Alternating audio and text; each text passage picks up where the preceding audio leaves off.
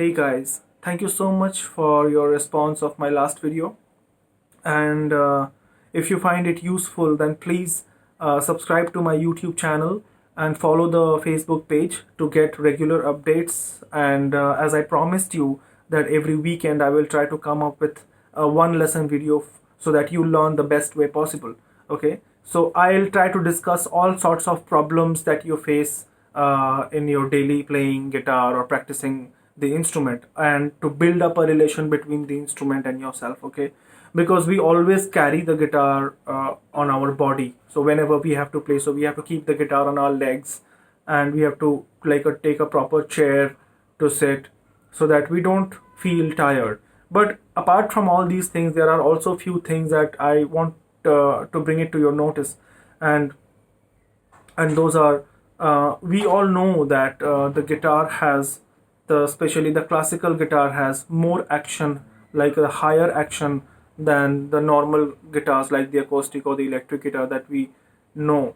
So so psychologically we understand that that we need to give more pressure on classical guitar, and it is of course a physical application, that you are putting it on the fingerboard with your left hand, and there is a lot of thing your left hand is doing. So many guitarists suffer with this problem of the left hand finger, so they build up problems into their tendonitis and these areas of the left hand, and they have pain, and some people have got tennis elbow playing the guitar for a longer period of time. And I also suffer with muscular injuries, and that I got rid of doing some kind of treatments and regular exercises. So I want all of you to know some exercises and how you can maintain playing the guitar for a longer period of time. I will discuss and I'll show you the exercises in my next video. But today I'll just discuss like the normal way of sitting and using the guitar when you actually have to practice or play the instrument. All right. So the first and the most important thing, where you are sitting. All right. So when you sit on a particular chair or bed or something like that, then make sure that it's always even. Okay. If the surface is uneven, then it will give you a very bad back pain. Okay, and your spine will get affected, your shoulders will get affected, and you may develop some internal injuries if you don't sit on a proper chair or a surface.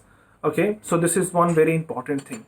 The another thing is that while practicing the guitar, your body should be very very relaxed. Okay, as if you are just sitting in a very relaxed manner, or you hardly have to give any effort to even balancing the guitar. So you have to be very very free, your body has to be very very free with the instrument. All right, so if you're just taking your right hand on the body of the guitar, then this portion can be managed, and while the guitar is here resting on your leg, and your right hand is balancing the body and the fingerboard. All right, so left hand also helps to make a balance for the guitar to keep it steady. All right, so the another point that I want to discuss is the breathing. So your breathing should be very very normal and casual, like you are sitting as if you're relaxing on your couch or something like that, and your breathing is normal. So what happens is that when you try to play a difficult passage, you become breathless, you stop your breath.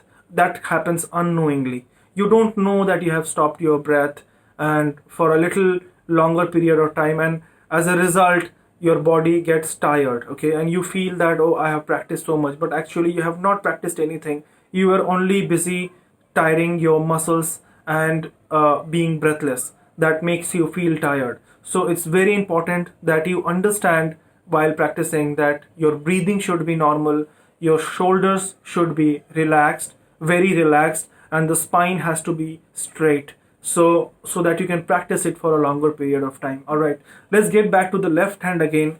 uh, as I was saying that we apply more pressure on the string, because we all know that classical guitars action is higher than the normal guitars. So unknowingly we apply more pressure which is not required.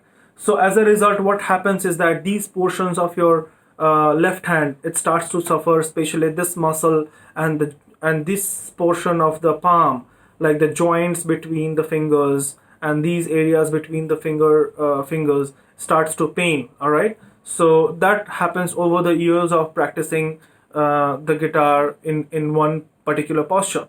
But if you are aware of the muscular injuries, or if your left hand is feeling uneasy, maybe in the tendonitis or something like that, or maybe if you are feeling uneasiness here, or maybe this point, this is also very very important point, because when you move your fingers, your anatomy of our hand is always reflecting every muscles. Okay, so it goes toward the back of your shoulders also, that can give you a terrible pain. Okay, so you can always do some kind of like a light massage to your shoulders and the muscles, which you can affect the guitar playing and pressing the string in a hard manner. So you have to use these points, and I will discuss more about this in my next video.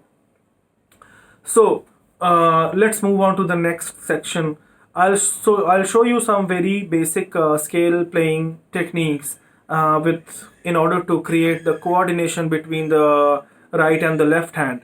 So what we do is, as we know that apoyando and tirando techniques or the picado techniques are very helpful for to build up the coordination between the right and the left hand. Okay, so I'll take a very easy scale, maybe the G major scale again. Let's get back to it. So we do not have any lower string more than the sixth string, or which is whatever the lowest string is, that we do not have any other lower string here. So we take the free strokes, okay, or the tirando. All right, but when we come to the next higher string, which is the fifth string, and then we will go resting on the lower string. So we will actually play the fifth string and the finger comes and rests on the lower string. Okay, so this is also very important to understand. So here I play, I'll try to exaggerate the rest so that you can understand how the fingers resting in apoyando or the rest stroke. Okay, so like 1, 2, and then these two goes free strokes, and the third one comes the rest stroke. So my finger rests on the lower string, so I'm playing the fifth string, but it is resting on the sixth string, and it is happening at the same time immediately after the stroke, like this, and then go further, and then I move on to the fourth string. So when I'm playing the fourth string, my fingers are resting on the fifth string. As you can see, my fingers are resting on the fifth string. All right, so this is very important to maintain.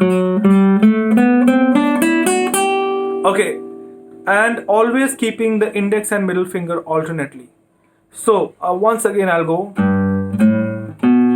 and while practicing this you can also speak, you can say I am, I am, I am. So what happens is I am, I am, I am, I am, I am, I am, I am, I am, I. Alright, so you ended on I on the higher G. And then we are back, so I'll start with M again. M, I. So many people do this mistake in the basic learning, is that when you finish one note on a particular string with a particular finger, suppose I ended in index finger, so then my next note should be F sharp while descending. So I use my M finger to play F sharp. Now you see my M finger is resting on the second string already, because I played the first string and my M finger resting on the second string. Now my next note is E, so it's very easy for anybody to play the second string with the M finger, because the M finger is already planted on the string. All right, but we'll try not to do that. We'll always take the next finger. So I'll skip the M finger and I'll always play the next finger. Alright, always alternating the finger even while descending and changing the strings. So here again I'll play the ascending, and I'll speak I am, I am, I am, I am, I am, I am, I am, I am, I am, I am, I am, I am, I am, I am, I. Always alternate fingers. We'll try to do that. This creates a great understanding between the left hand and the right hand. Always keeping the index and middle finger alternate. You can do the same thing on practicing the tirando or the free strokes.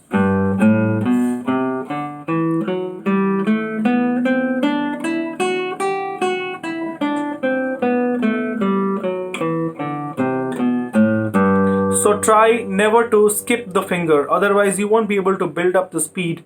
You always have to go alternate finger, okay? Try not never to skip any finger on while even while descending. So these are few very important exercises that you can anytime practice, and you can build up the coordination between your left and the right hand. So I think that's it for today, and please subscribe the YouTube channel and follow the Facebook page. You can also follow it on Instagram, and I'll see you all next week. And also give your valuable comments. Whatever you need, you can ask me. I'll try to solve your questions in my upcoming videos. All right. Thank you so much, and goodbye.